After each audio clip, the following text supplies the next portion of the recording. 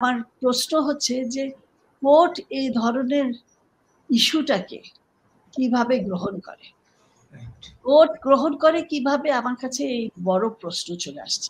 তো তার মানে এখানে আইনের শাসন নাই, সরকার একটা যে এদেরকে প্রশ্রয় দিচ্ছে, অথবা সরকার পারছে না বা ইচ্ছা করে করছে না। জুলাই মাসে আন্দোলনে সম্পূর্ণভাবে খুবই জড়িত ছিল এবং রাস্তায় ছিল, তারাও কিন্তু এখন এই বিষয়ে তারা কিন্তু শক্তভাবে বক্তব্য রাখছে, কথা তুলছে। গণমাধ্যম এগুলোকে আনছে না তাদের আমলে। প্রতিনিধি কাউকে প্রতিবাদ করতে দেখলাম না। এমনকি আপনি জানেন যে পার্বতীপুরে, সম্ভবত দিনাজপুরের পার্বতীপুর, আমি যদি ভুল না করি, হিজাব না পড়ার কারণে একজন ইউএনওকে লাঞ্ছিত করে তার অফিস থেকে বের করে দেওয়া হয়েছিল। এটা আপনি দেখেছেন নিশ্চয়ই, এবং এটা মাঝে মধ্যেই আবার সামাজিক যোগাযোগ মাধ্যমে ঘুরে ফিরে চলে আসে। এটা 2-3 মাস আগের ঘটনা, 1-2 মাস আগের ঘটনা। এই যে একটা পরিস্থিতি, তার মানে নারীকে একেবারেই ঘরবন্দি রাখার জন্য এই প্রক্রিয়া কিনা, এইটা একটা। আর এই প্রতিবাদের কোনো উদ্যোগ কোথাও থেকে আমরা দেখি না কেন? রাষ্ট্র এত নির্বিকার কেন? না, এখানে দুটো বিষয়। হ্যাঁ, একটা হলো যে নির্বিকার সবাই না, ঠিক আছে।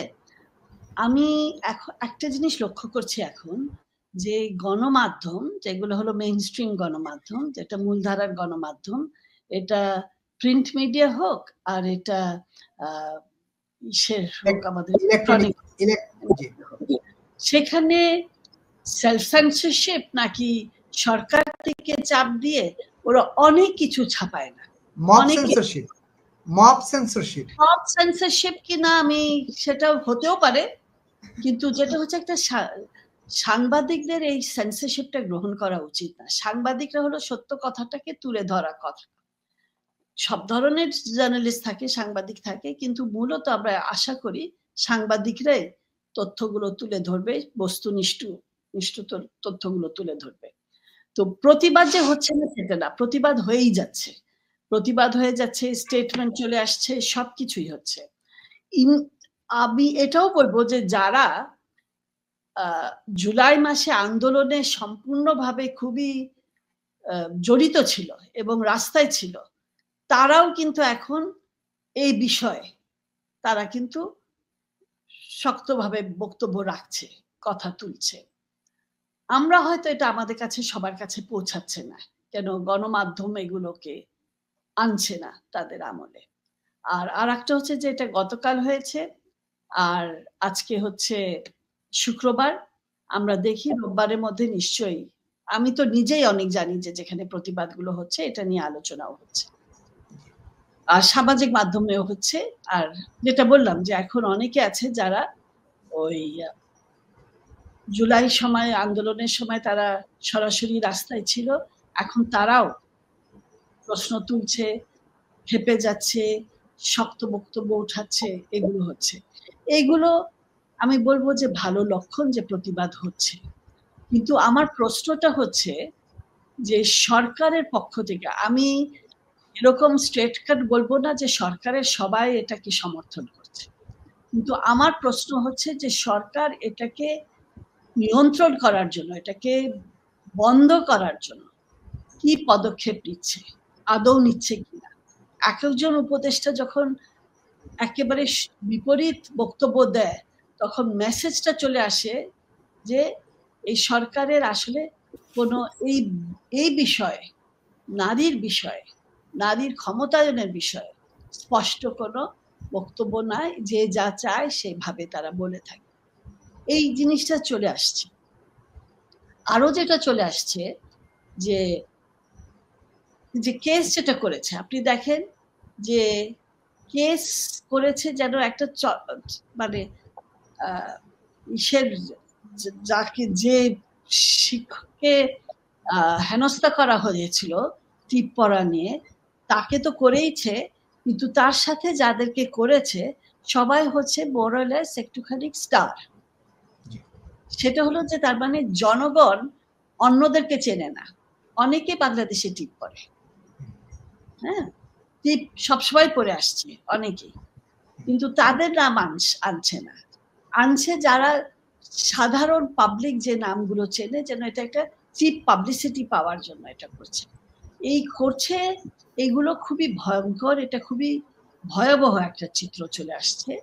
এবং হয়তো পরবর্তীতে আমার প্রশ্ন হচ্ছে যে কোর্ট এই ধরনের ইস্যুটাকে কিভাবে গ্রহণ করে, কোর্ট গ্রহণ করে কিভাবে, আমার কাছে এই বড় প্রশ্ন চলে আসছে। তো তার মানে এখানে আইনের শাসন নাই, এখানে বিচার বিভাগ যেভাবে চলা কথা সেভাবে চলছে না। মানে কেন একে বরখাস্ত করা হয়েছিল, আমার মনে হয় রোকেয়া প্রাচী খুব স্পষ্টভাবে বলেছে যে পুলিশের আচার আচরণের একটা নীতি নির্ধারণ আছে, তাদের অনেক প্রশিক্ষণ আছে, তাদের একটা লিখিত বিষয় আছে যে তাদের কি ধরনের ব্যবহার করতে হবে। সে সবকিছু লঙ্ঘন করেছে। সে একজন সরকারের একটা, সে সরকারের চাকরি করছে, তো তাকে নিয়ম মানতেই হবে। সে তুই করে কথা বলতে পারে না কারোর সাথে। সে ব্যক্তি তার কি পড়েছে কি পড়েনি সেটা নিয়ে কথা বলতে পারে না। তো এইগুলো কিছু না দেখে তারা, কোর্ট এটাকে গ্রহণ করে নিল আর ঠিক আছে বললো যে তদন্ত করতে। তদন্ত কাকে দিয়ে করাবে, কি করবে, কারা করবে? তদন্ত যে করছে তারা কি উপরের দিকে তাকায় থাকবে যে কি নির্দেশনা পাবে সেই হিসেবে তদন্ত হবে? আমরা তো সন্দিহান। এখন আমরা যেটা হচ্ছে যে আমরা বুঝে গেছি যে এই সরকার মানবাধিকার, আইন শৃঙ্খলা রক্ষা ব্যাপারে, মানে মানুষের মৌলিক যে চলাফেরার যে মৌলিক অধিকার, তার জীবন যাপনের মৌলিক অধিকার, এই দিকে তারা অত বেশি ব্যতিব্যস্ত না, তারা মোটেও চিন্তিত না। এই দেশে নাগরিক কিভাবে বসবাস করছে আর কি হচ্ছে, তারা কি নিরাপত্তায় চলাফেরা করতে পারছে, দেশের নারী নিরাপত্তায় চলাফেরা করতে পারছে কিনা সেদিকে তারা মোটেও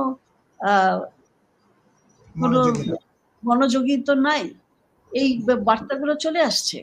এখন সমস্যা হচ্ছে যে একদিকে একটা উগ্রবাদী মব কালচার চলে আসবে, আর আরেকদিকে চলে আসবে যে ঠিক আছে আমরা যা ইচ্ছা করব। মানে আমাদের এখানে যে একটা নিয়ম নীতি সেটা তো থাকতে হবে, একটা নিয়ম নীতি থাকতে হবে, আমাকে নিয়ম নীতির মধ্যেই চলতে হবে।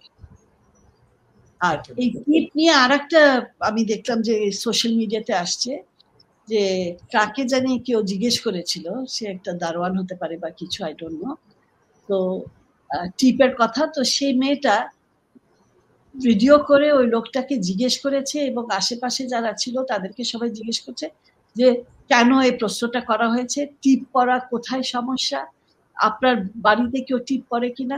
সবাই তখন তার ওই ওই মেয়েটার পক্ষেই চলে আসছে, অ্যাটলিস্ট ভিডিওতে, যেহেতু ভিডিও করছে আর এটা ভাইরাল যাবে সোশ্যাল মিডিয়া। তো এই যে পাল্টা যে এখন প্রতিবাদ করছে, আর পাল্টা ধরনের প্রতিবাদের পরে এখন সোশ্যাল মিডিয়াতে ছড়িয়ে যাচ্ছে, এই বিষয় এখন দেখা যাচ্ছে যে সোশ্যাল মিডিয়া হচ্ছে একমাত্র মিডিয়া যেখানে মানুষ যাচাই বা এখন সোশ্যাল মিডিয়াতে দুই ধরনেরই চলে আসে, ফেক নিউজও চলে আসে, আসল নিউজও চলে আসে, উল্টো বার্তাও চলে আসে। যারা মানে একেবারে মানে যারা একেবারে উগ্র মৌলবাদী আর উগ্র ধর্মান্ধ গোষ্ঠী যারা আছে তাদেরও বার্তা চলে আসে, তারাও কিন্তু টেকনোলজিক্যালি পিছিয়ে আছে সেটা তো না। আবার আর একদিকে যারা আমাদের মতো যারা আছে তারাও সোশ্যাল মিডিয়াতে যাচ্ছে, সোশ্যাল মিডিয়াতে তো সব ধরনের বক্তব্য আসছে। তো এখন যে অত সচেতন না বা যে স্পষ্টভাবে একটা বক্তব্য বা একটা পজিশনে নাই, সে কিভাবে বুঝবে কোনটা হলো কারেক্ট কি কোনটা না? এখন দেশের আইন, দেশের বিধান যেগুলো নীতি আছে সেগুলো যদি সরকার প্রয়োগ করে তখন মানুষের জন্য এটা সুবিধা হয় বুঝতে যে এটা ন্যায়সঙ্গত, এটা ন্যায়সঙ্গত না, এটা করতে পারে না। তো এইটাই আমার কাছে প্রশ্ন, যে সরকার যে ভূমিকা পালন করার কথা যখন করে না, তখন মেসেজ চলে আসে যে সরকার একটা যে এদেরকে প্রশ্রয় দিচ্ছে অথবা সরকার পারছে না বা ইচ্ছা করে করছে না।